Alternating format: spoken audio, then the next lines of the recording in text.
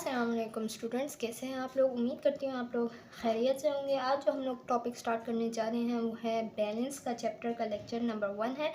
इसमें हम लोग जो है डिफरेंट टर्मिनोलॉजीज़ के बारे में बात करेंगे, क्योंकि अगर आप लोगों को बैलेंस की टर्मिनोलॉजीज़ के बारे में पता है तो आगे आप लोगों के लिए ईजी होगा।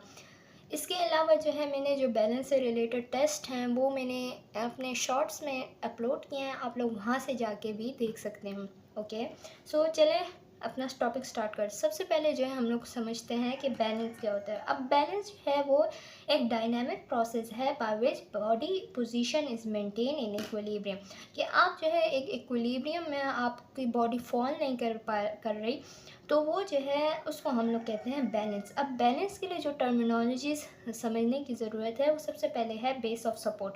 अब बेस ऑफ सपोर्ट क्या होती है? Base of support is the contact area between body and supporting surface. अब फॉर एग्जांपल ये एक पेन है यहाँ पे पड़ा हुआ है, ये इस टेबल के साथ कांटेक्ट में है, तो हाँ इसी तरह हम लोग के फुट्स भी ग्राउंड के साथ कांटेक्ट पे होते हैं। इसको हम लोग कहते हैं base of support.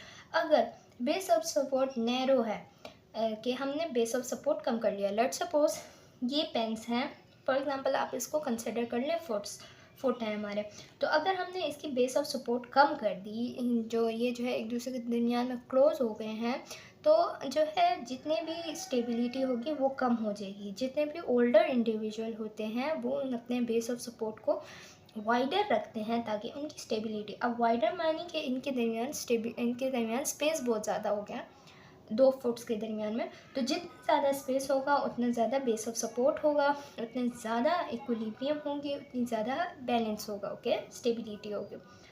I hope आप लोगों को इस टॉपिक की समझ आ गया होगा। अब चलते हैं नेक्स्ट टॉपिक में, जिसको कहते हैं सेंटर ऑफ मास। अब सेंटर ऑफ मास क्या है? The point eight which the body is in total equilibrium, के ये एक वो पॉइंट है जिसमें जो बॉडी है वो टोटल इक्विलिब्रियम में होती है, यानी ये एक क्या है? पॉइंट है। अब ये पॉइंट जो होता है वो ग्रेविटी पर डिपेंड नहीं होता।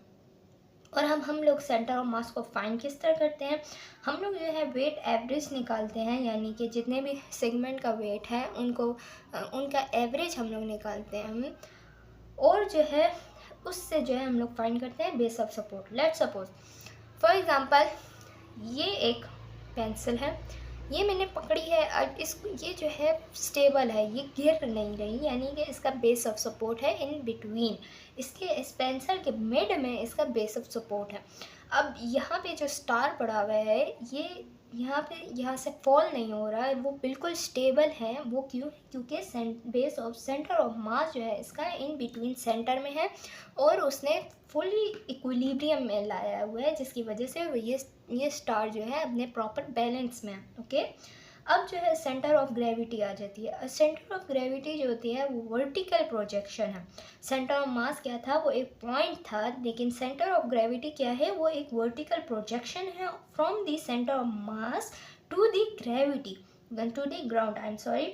Okay, so in human body में जो होते हैं सेंटर ऑफ ग्रेविटी जो है वो लोकेट होती है slightly anterior to S2 vertebra, और ये जो होते हैं हम लोग इस तरह 55% of the total body height से भी हम लोग जो है सेंटर ऑफ ग्रेविटी को फाइंड आउट कर सकते हैं। सो सेंटर ऑफ मास एक पॉइंट है जहाँ पे सारी फोर्सेस इक्विलिब्रियम में होती हैं और बैलेंस होता है, और सेंटर ऑफ ग्रेविटी जो है वो वर्टिकल प्रोजेक्शन है जो कि टूवर्ड द ग्राउंड होता है, और इन ह्यूमंस में ये जो होता है S2 वर्टेब्रा में लोकेट होता है। ओके, अब जो इसके बाद जो टर्मिनोलॉजीज आ जाती हैं उसका कहते हैं मोमेंटम। अब मोमेंटम क्या है? वो एक दो किस्म के होते हैं, linear momentum, angular momentum. Momentum को आप जनरली ये कंसिडर कर लें मूवमेंट, नाम से कंसिडर करना momentum movement. So linear momentum यानी कि linearly body is moving in linear line. Okay, इसका जो फॉर्मूला होता है mass multiply by linear velocity, velocity यानी कि स्पीड कितनी है उसकी, लीनियर। एंगुलर में रोटेशनल वेलोसिटी आ जाता है कि एक बॉडी कितना ज़्यादा रोटेट करे। अब मोमेंटम स्पीड पे डिपेंड होता है। यहाँ पे देखिए, यहाँ पे वेलोसिटी के साथ उसका डायरेक्ट रिलेशनशिप है, तो जितना ज़्यादा मोमेंटम होगा उतनी ज़्यादा स्पीड होगी। आई होप आप लोगों को ये टॉपिक समझ आ रहा है। अगर नहीं समझ आ रहा है तो कमेंट सेक्शन में मुझे आप लोग अपने क्वेश्चंस बता सकते हैं। I will make sure to solve this and give you answers. Okay, जो नेक्स्ट टॉपिक आता है वो आता है लिमिट ऑफ स्टेबिलिटी। अब लिमिट ऑफ स्टेबिलिटी क्या है? Limit of stability the boundary in which individual can maintain equilibrium without changing base of support. अब फॉर एग्जांपल एक इंडिविजुअल है, उसकी इतनी लिमिट ऑफ स्टेबिलिटी है, अगर वो इस बाउंड्री से बाहर जाएगा तो वो फॉल करेगा। अगर वो वो जो इंडिविजुअल है वो इस बाउंड्री के इनसाइड रहा और उसने जो है अपनी स्टेबिलिटी को मेंटेन कर सकता है। ओके, मतलब कि इनसाइड दिस बाउंड्री ही और शी कैन मेंटेन हर और हिज बैलेंस, बट अगर वो इससे बाहर निकल गया तो वो अपना बैलेंस को खो देगा। अब इन ह्यूमन बॉडी में अगर वो जो है एंथीरियर टू पोस्टीरियर 12 डिग्री सेंटीग्रेड तक वो स्वे कर रहा है तो वो अपना बैलेंस को मेंटेन कर सकता है, लेकिन अगर 12 डिग्री से आगे गया तो वो फॉल करेगा।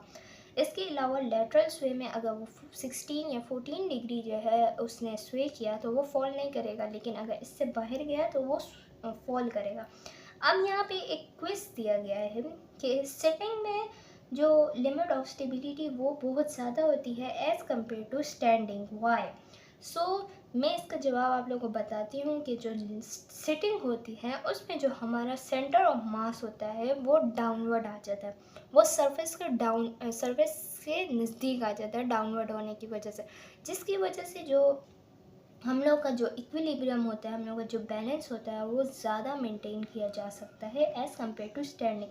स्टैंडिंग में जो हम लोग का सेंटर ऑफ मास होता है वो हाई होता है, तो इसकी वजह से हम लोग की जो स्टेबिलिटी होती है वो इतनी ज़्यादा नहीं होती as compare to sitting. Okay, so इसके बाद जो है हम लोग जो है इसके इन टॉपिक्स के बारे में पढ़ते हैं जो कि बताता है कि वाई हमारी बॉडी किस तरह बैलेंस को मेंटेन कर पा रही है। सो उसके लिए जो कॉन्सेप्ट्स होते हैं वो होता है ग्राउंड रिएक्शन फोर्सेस, जिसको हम लोग बोलते हैं GRF। अब ग्राउंड रिएक्शन फोर्सेस क्या है? वो न्यूटन थर्ड लॉ पर डिपेंड करता है। न्यूटन थर्ड लॉ क्या कहता है कि upward forces exerted by the ground equal and opposite to the body downward forces। अब जो अपवर्ड फोर्सेस जो ग्राउंड लगा रही है वो हमारी बॉडी भी डाउनवर्ड फोर्सेस लगाती है ताकि जो है बॉडी को मेंटेन किया जाए। उन फोर्सेस को क्या कहा जाता है? Ground reaction forces. अब ग्राउंड किस तरह फोर्स लगाती है? ग्राउंड लगाती है एज ग्रेविटी।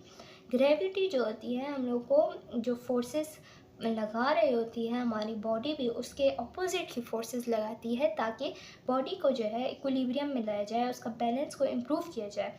इसके बाद जो आ जाता है वो सेंटर ऑफ प्रेशर।